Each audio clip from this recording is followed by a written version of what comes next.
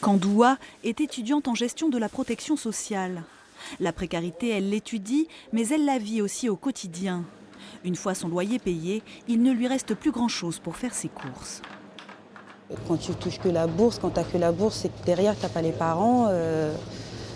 Voilà quoi, c'est assez difficile. Donc là, par exemple, cette année, j'ai trouvé un contrat étudiant récemment. Donc j'essaie de faire avec, quoi.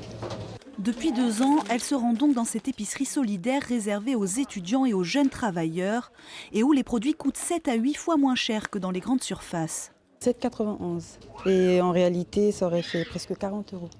Et tu as mangé pour combien de temps? Ça dépend, mais en général, 2 semaines, 3 semaines, selon si je cuisine plus ou pas. Loyer, frais de transport, charges, il reste à de nombreux étudiants moins de 100 € par mois pour se nourrir. Léa fait partie de la classe moyenne. Ses parents gagnent trop pour qu'elle puisse bénéficier d'une bourse, mais pas assez pour subvenir à tous ses besoins. Nous, on a des amis qui travaillent à côté, mais en vrai, c'est souvent travailler au détriment de ses études.